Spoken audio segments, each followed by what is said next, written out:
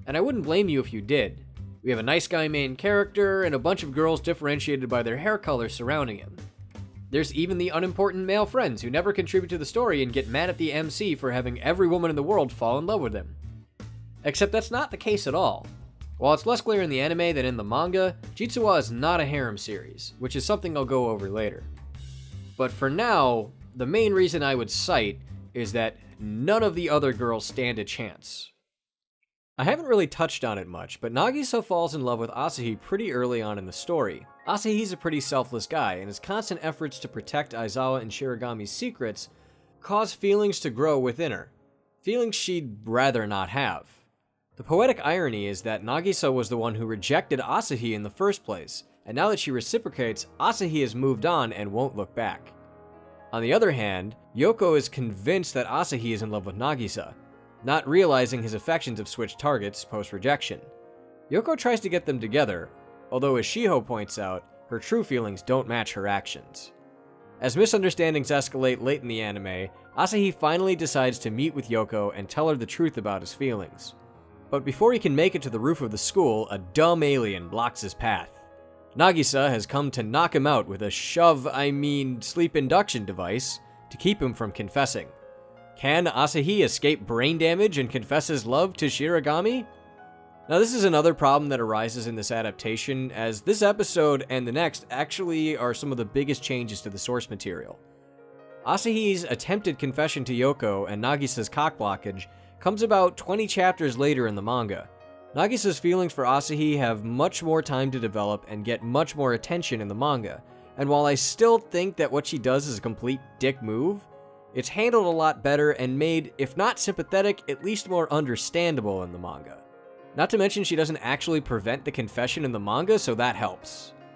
When Asahi makes it to the roof, he manages to see Yoko getting scooped up by a giant bat and carried away into a cliffhanger. This is something that never happens in the manga. In the anime, our main characters set out to Yoko's home to get her back and face down her father, Genjiro Shirogami, only to find out that Yoko went home to help take care of her sick mother, and the giant bat was actually her dad coming to pick her up. Now you might think that picking up your daughter off the roof of a school in the form of a giant bat, when you yourself have told her she has to quit school if anyone finds out she's a vampire, is completely ridiculous? And you'd be right. But as we'll later see in the manga, Genjiro is dumb. Like really dumb. Like probably dumber than any other character in this series. And he frequently does things that would get him outed as a vampire while thinking he's being subtle. So this doesn't really bother me that much. In the anime, they confront Genjiro so they can take Yoko back, regardless of who knows her secret. Only to be saved as he's hit in the head with a memory eraser device, and loses consciousness, conveniently forgetting all about the events of the previous night. In the manga, the abduction never happens, and the cast is actually going camping, when Akane gets Akari drunk so she can drive them to the Shirogami household to, quote, pick up camping supplies. Akari's car still gets destroyed, Genjiro is still a dick to Yoko, and he still chases Asahi around, although this time it's because he's suspicious of Asahi's relationship with his daughter. Asahi and Yoko still hide in her room, although in the manga, they stay there all night. But the ending confrontation doesn't happen.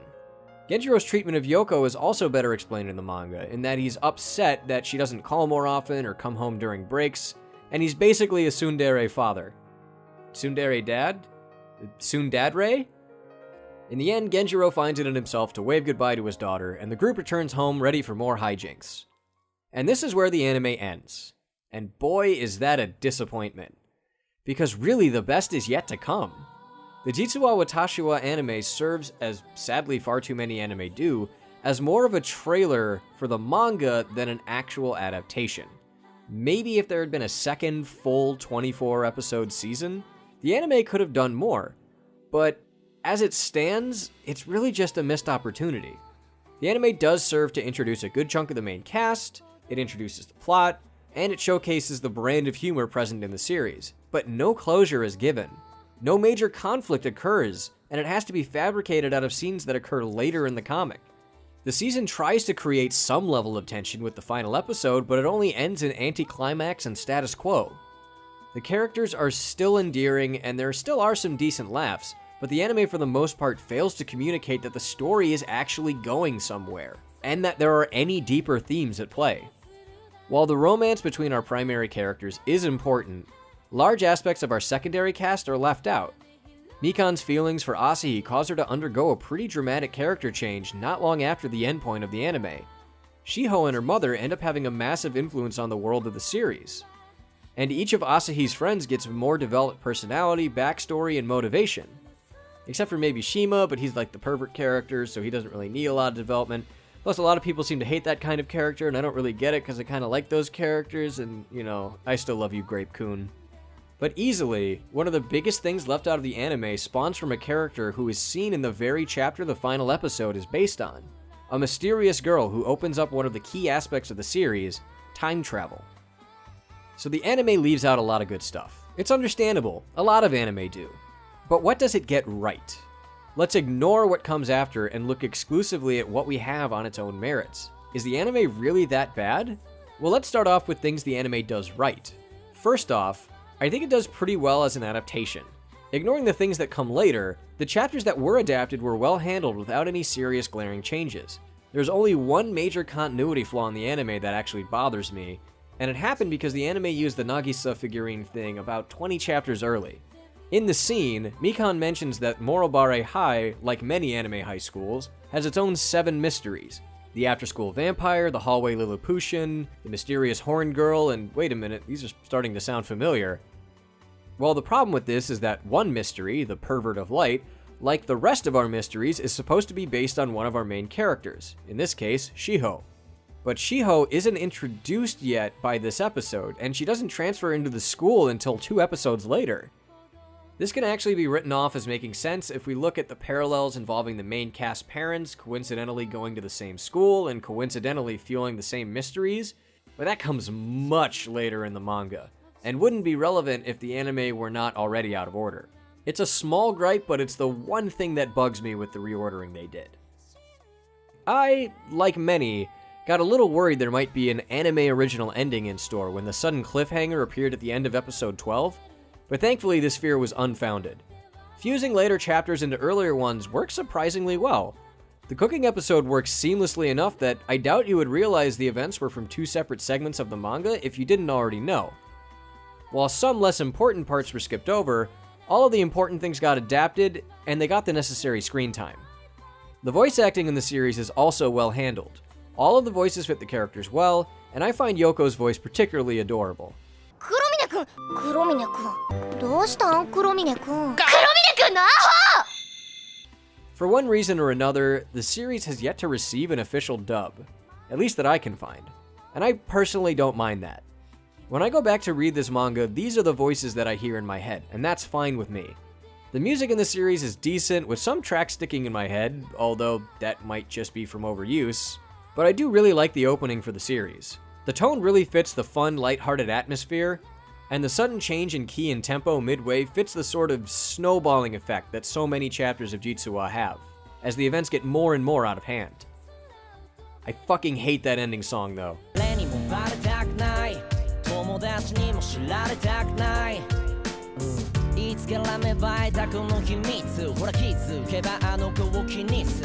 Cheesy Japanese rap? Saying the name of the show over and over again?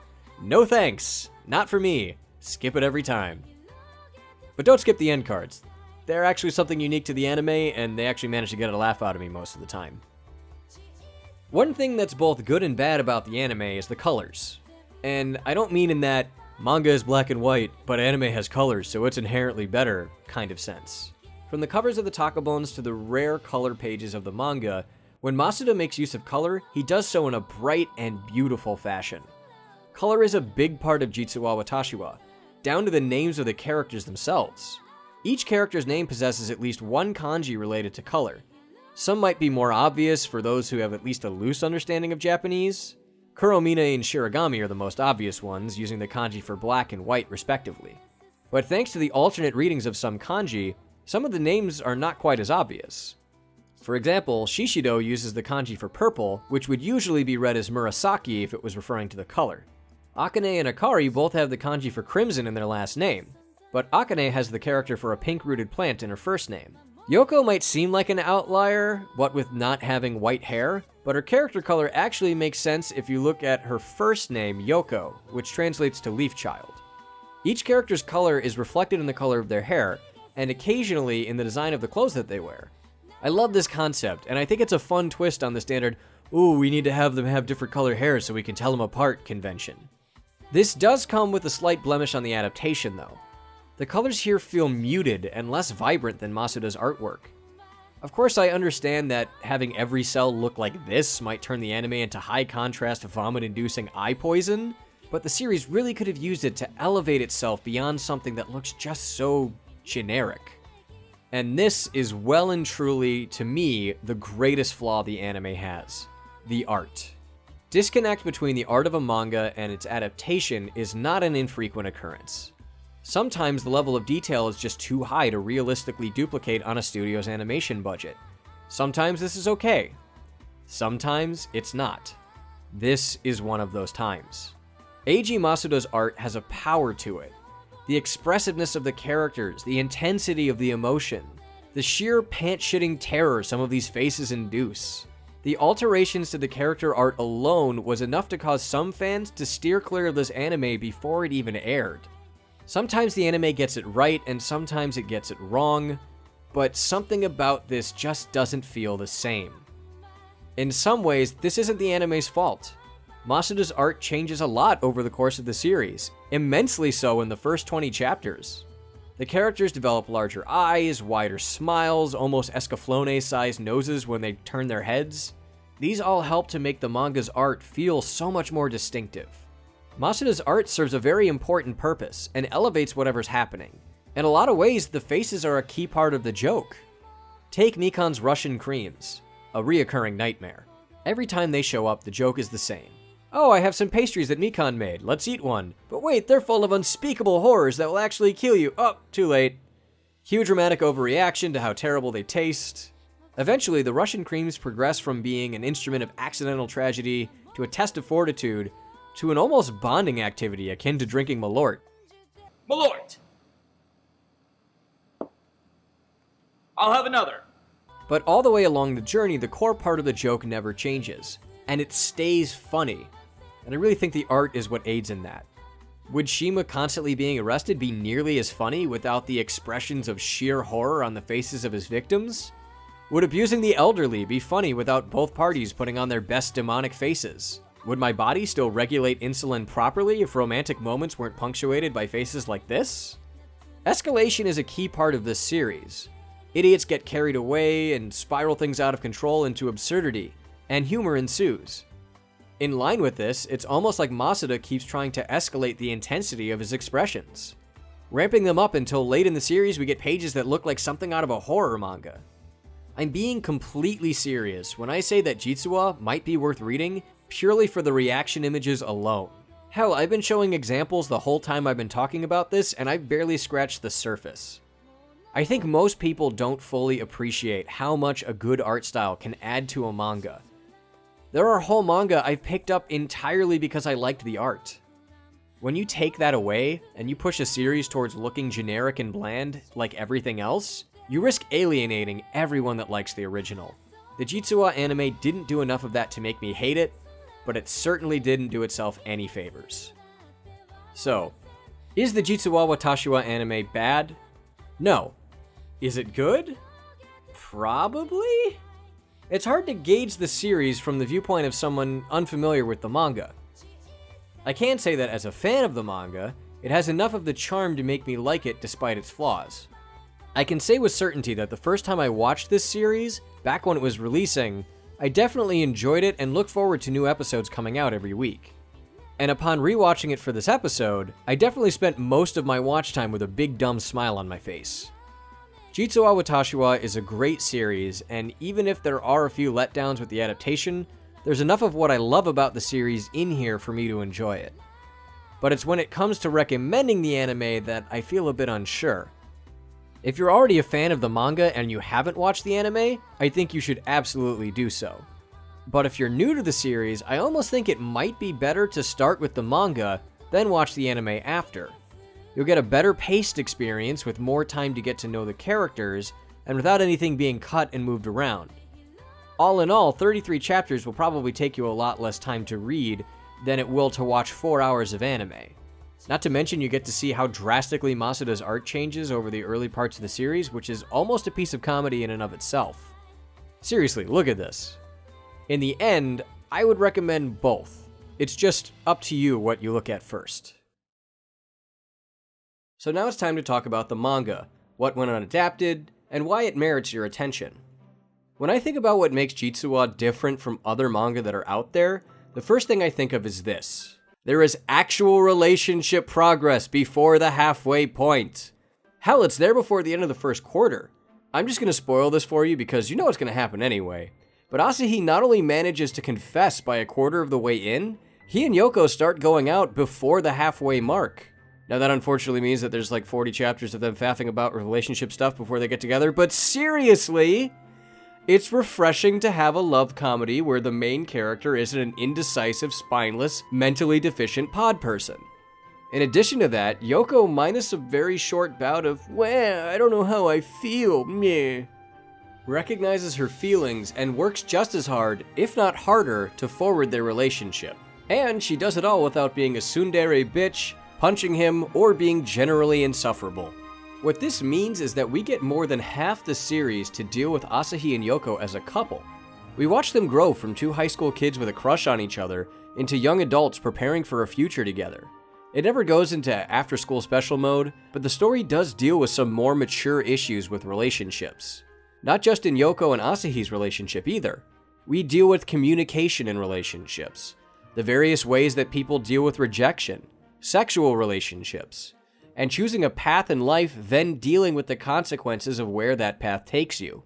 That last one is important because it relates to one of my favorite aspects of Jitsu in that it actually has an ending.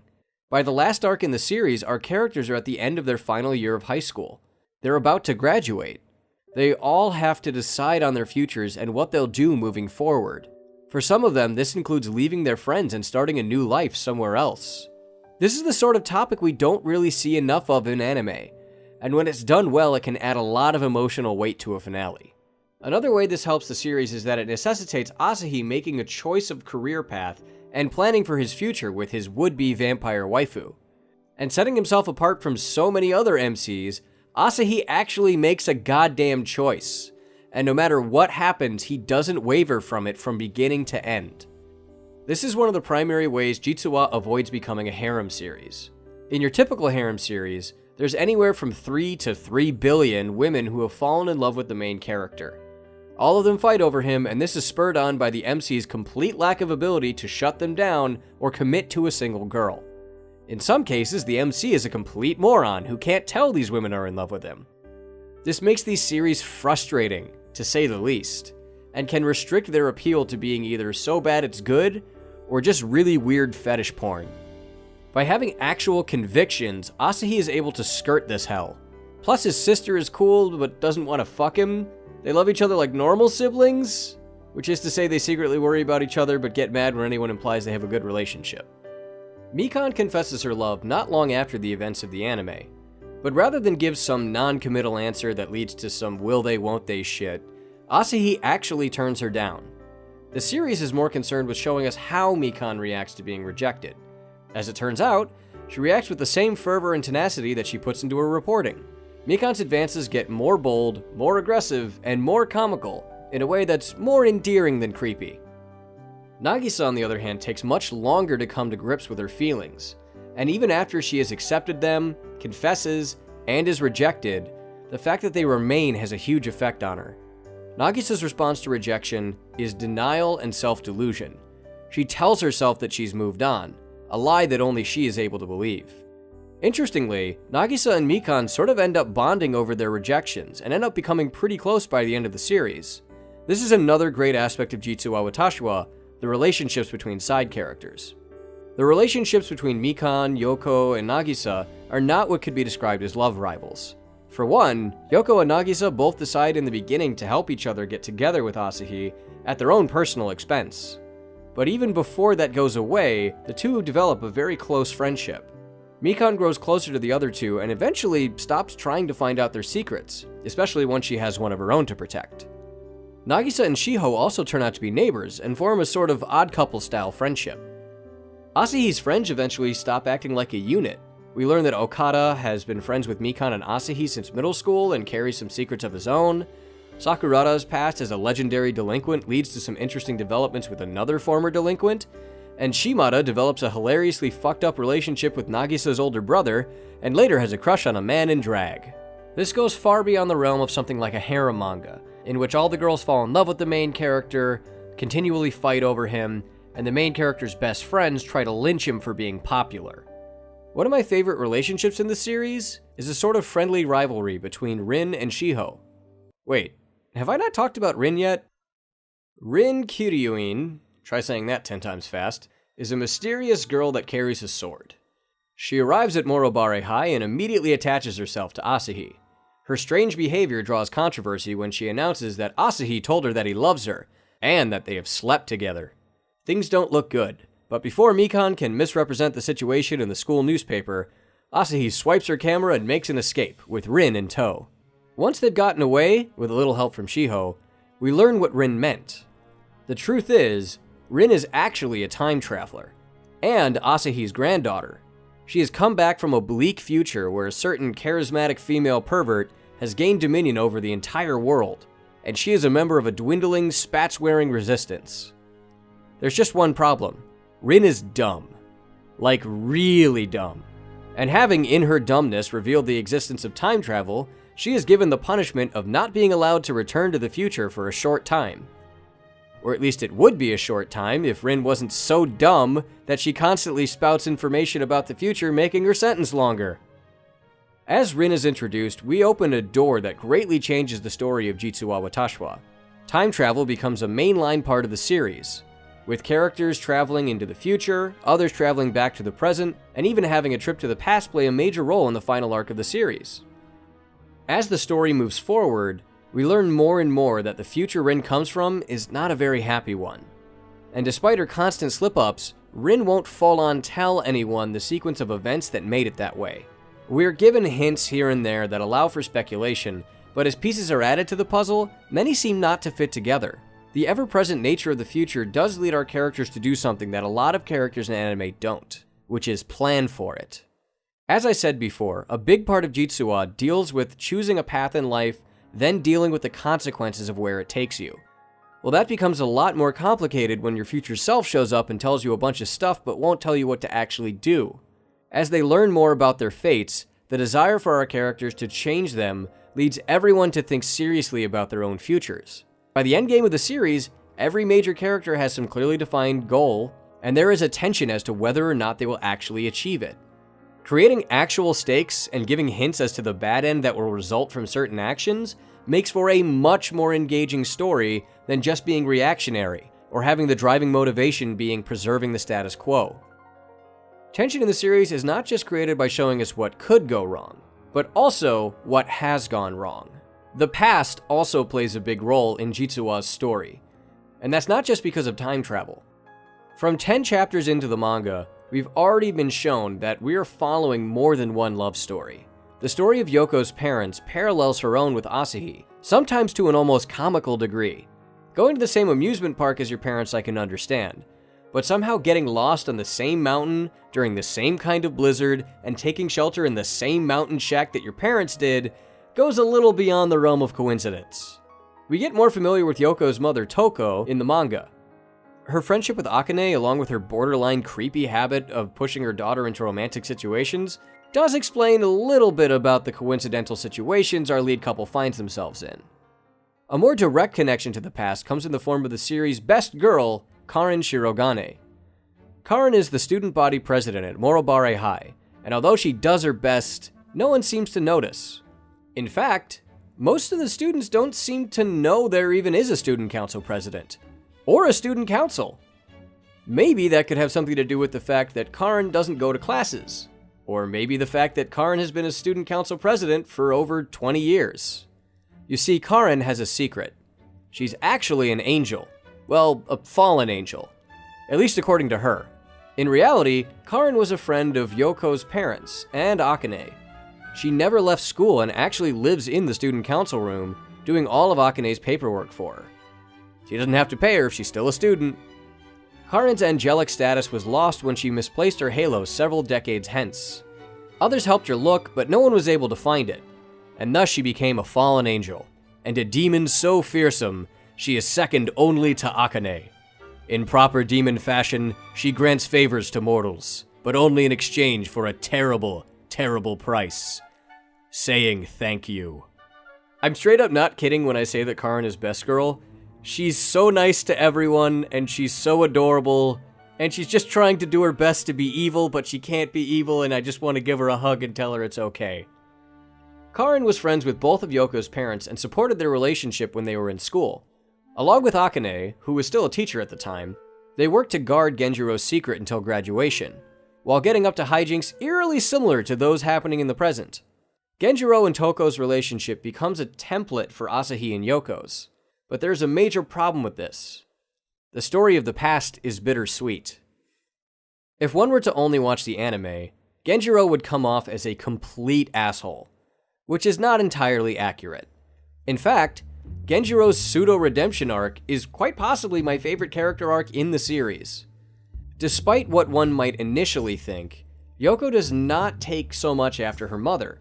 The two look almost exactly the same, but their personalities are completely different. So then, who does this dumb, oblivious, clumsy, adorable vampire take after? Clearly, her father.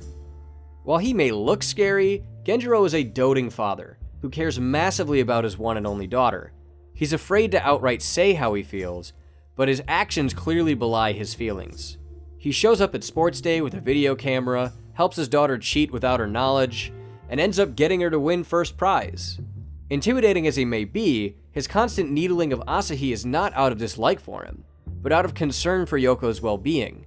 He even disguises himself as a female teacher and spends the latter half of the series watching over Yoko and getting himself into shenanigans with everyone else. Yoko is too dumb to notice all of this, of course, but you can't blame a dad for trying. Still, he keeps trying his best to be a good teacher and a good dad. What I'm saying is that Genjiro is moe. From early on, it's implied that things did not end happily with Genjiro's school life, and it's when Karin is introduced that we find out that despite their best efforts, the group was not able to graduate together. The story only gets sadder the more we learn. Toward the end of the series, we see what happened, and the events are truly heartbreaking. As Genjiro becomes more tragic, he becomes more endearing, and we see what he really wants is for what happened to him to not happen to his daughter. All he really wants is for her to be happy, even if he tells himself something different. And I think that makes him a pretty good dad. Ultimately, the manga becomes the story of 3 separate eras: past, present, and future. Everyone is using the present as a way to correct the mistakes of the past and future. Most everyone in the present has some past analog, whether seriously or in jest. And the future versions of characters venture into the present and intervene with advice, cryptic though it may be. It's an interesting way to tell a story, and it ends up creating sort of an air of mystery about what happened between Yoko's parents and what will happen between Asahi and Yoko in the future. This really makes the last stretch of the series really satisfying when all of the pieces fall into place. Now, there are more things I could talk about in Jitsu, some characters I haven't mentioned yet, other themes that go on throughout the series, but I don't want to keep you here all day, and this video is long enough as it is, so I'll move on to the last thing I want to talk about, the comedy of the series. E.B. White said that analyzing humor is like dissecting a frog. Few people are interested, and it kills the frog. I agree with this sentiment, and I'm not going to beat you over the head explaining every joke in this comic. I will say this: I generally don't like Japanese humor. Far too many gag manga are reliant on tired methods like puns, fourth wall breaks, and referential humor. Many of them pick one joke and run it into the fucking ground. I'm looking at you, Seitokai Yakuin Domo. But that's not to say I hate all of it. The humor I do enjoy in anime seems to come from that weird, absurdist element Japan seems so perfect at. Not necessarily non sequiturs, but hilarious, out-of-nowhere weirdness. This is the sort of humor present in Jitsu, although it's more over the top and less random. I think a good comparison would be something like Community.